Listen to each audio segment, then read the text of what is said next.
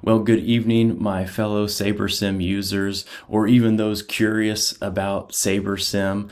I am Cody Flood, and I have just finished up using the Contest Sims in SaberSim Ultimate for the first time this evening, playing the Thursday Night Football opening kickoff night, Chiefs versus Lions of 2023. And like many of you, I was curious when I first heard about these contest sims. I wanted to see if they were for real, if they really did give us even more of an edge in the contest. And so that's what I wanted to take some time to discuss with you tonight. First, I feel like it's important to say that while I have been a SaberSim user for the last couple of years and have seen good success using the product, I would consider myself a very small-time DFS player.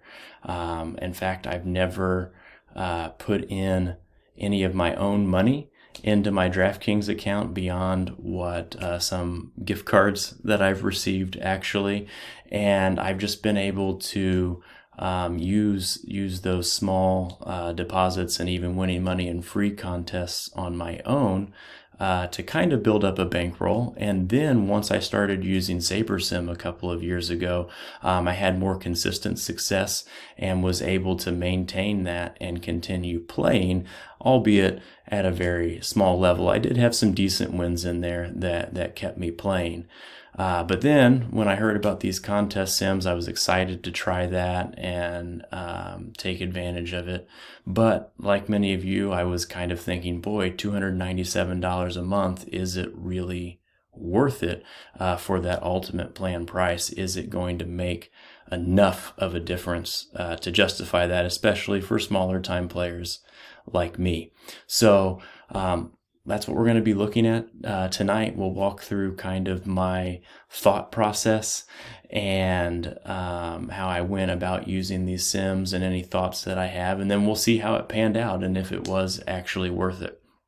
So to begin, my definition when I started thinking about what these contest sims actually are, basically the easiest way I can explain it is that a contest sim is that after you've built your lineups in SaberSim, you actually take those lineups and then run them through a simulated contest up to 100,000 different iterations of how the contest and how your lineups would perform in your contest that you're entering that evening in, say, DraftKings, and see how it would perform against the field, or what the field is expected to be like. And then based on those results, you can then sort your lineups based on their projected return of investment, or even rate adjusted return of investment, which is really helpful to rank your contest that way so that you can feel, hopefully, even more confident going into the contest that you will cash at a very high rate and possibly even take down a contest. So we'll see whether that panned out, but my process looks like this. Let's get over here into the SaberSim app, which I love the redesign here in SaberSim 3.0, just having it in one screen. It works very nicely. But if we quickly navigate to today's slate of the showdown, Detroit versus KC, we can see that we still have some of my old builds in here. And so my process when I've been using SaberSim, what I typically go to first is I like to play a fairly small captain pool. That's just kind of my strategy. I go through and who I think the most likely captains to be. Now tonight was a rare instance where I played quite a few given the injury situation on the side of the Chiefs, and then the relative lack of bona fide targets on the Lions side outside of Amon-Ra St. Brown. So I had a fairly large pool of potential captains that I included, but I eliminated those that I didn't think was a good fit. So that's kind of my process to begin. And and then also just deciding what my overall player pool would be on the flex side too, eliminating those that I don't think are going to score or even active that evening, or this past evening. And so went through and I did that. And then beyond that, I really don't make any other changes.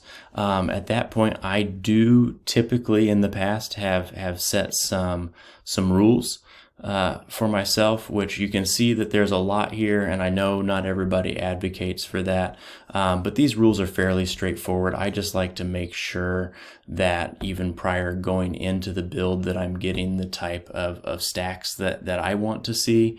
And so for instance, if I'm going to captain one of the quarterbacks, I always like to see at least 3 other players on that same team. I do include the kickers in those groups that I create, but definitely multiple pass catchers. So those create more of a 4-2 or a 5-1 stack, which I tend to favor, especially with the captain and the quarterback spot on either team. And then I also create rules that pair a pass catcher in the captain spot with their quarterback in the same lineup. Again, you don't have to do that, but that's how I like to approach showdown slates and have had decent success in the past. So once I create those rules, I don't want to limit the simulation too much. I want to let it have the freedom to put in players and combinations that I like, or that I may not think of, that the simulation values. So then, I run the build in 5. With the ultimate plan, you can run up to 5,000 lineups. I had it generate those for me. Tonight, I was playing 50 NFL lineups across some lower tier contests. I maxed out a dollar entry contest, also maxed out the 25-cent quarter jukebox, and then threw in another 10 entries into the mini max for a total of 50 entries. And so I let those run and asked for 50 lineups that I would get out of the 50,000. Once those ran, then I went back and played around with my exposures to certain players, got the captain percentages dialed in where I wanted to be. And for tonight, ended up being pretty wrong about this game script, but I favored, given the injury situation, I thought, boy, I think the Chiefs are still going to win, but in order for them to win, Patrick Mahomes is going to have a good night, and he's going to have to do a lot of the heavy lifting himself. And so I elevated his captain percentage, maybe even more than I normally would with a quarterback. But I felt like the Chiefs were going to win tonight. Obviously, they lost by 1. Now that we're recording this after the fact, and that Patrick Mahomes would have a fairly good night, but spread the ball around, so no one of his pass catchers would prove to be overly dominant. And so I favored that, but otherwise I tried to have a good diversity of listening to what the Sims say and putting some of those captains in there too. So I'm not just totally locked in on Patrick Mahomes as captain in all 50 of my lineups. And so once I kind of dialed in those exposures, then I went back to the settings and went down to the contest sim settings, and I created a contest sim that I named Thursday Night Kickoff, which you can see that after I uploaded my contests into, which is really easy to do up in the contest tab. There's instructions on that. I don't have time to show you that tonight, but went and pulled in the information. My contests were roughly around 178,000 in contest size, paying out 5% to first. I think the mini max was 10%, but I went ahead and ran it as 5%. And then 22% was a rough average of what was paid out to the total field. And then I set that to run 100,000 times, and I saved those settings, which then kicks it over here, giving you the option to run the contest sim. One thing that I will say that I would have liked, and this may just be because it was my first time using it, is I would have liked when I I don't always remember well what the percentages were. And so when I would click to go back to the contest to view like what the payout was to first and what the percentage of the field, and then go back to my contest sim settings, it had reset to default, which I hadn't saved it, so I get that. But it would maybe be nice if it held onto some kind of a memory while I was doing that, or at least there was a way that maybe all of that was displayed easier on one screen rather than flipping back and forth between the contest tab here and then the build settings. Just one small suggestion I have, but not a big deal, and we still made it work. But after that, it was very easy to use. So then once I ran my build, I got these lineups then rated, and I was able to sort them up here into my Thursday Night Kickoff Contest Sim for rate adjusted return on investment.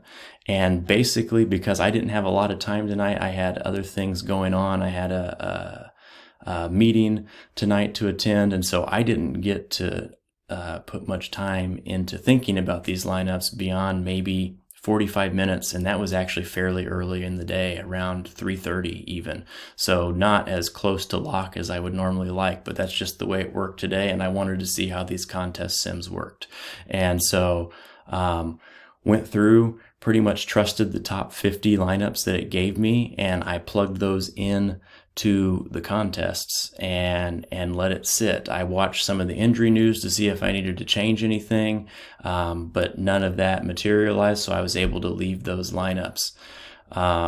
One side note I'll make is I also did this a similar process for one baseball lineup tonight. I am admittedly not as good of an MLB player, but I like to take advantages of some of DraftKings achievements, and so I try to play at least one lineup in baseball as well as I get better at that sport. And so I did the same process for just a single entry baseball, but there I didn't set any rules or do much of anything.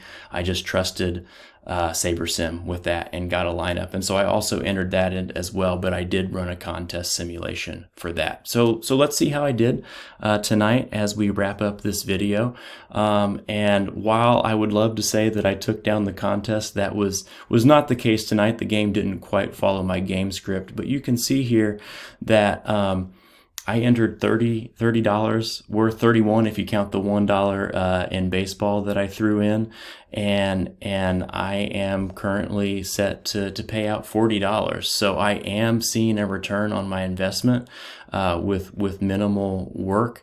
In fact, 19 of my 50 lineups, 20 of my 51, if you count the baseball lineup, were cashing tonight, which I'm very pleased with that percentage of cashing lineups. And we're seeing that I am, positive, which you can't ever be upset about that, especially on a day where I didn't, the game script that I favored didn't materialize. Had my game script happened, I fully expect that I would have seen even better results. So overall, I have to say that I'm very impressed with the contest sims so far and looking forward to using them more in the future.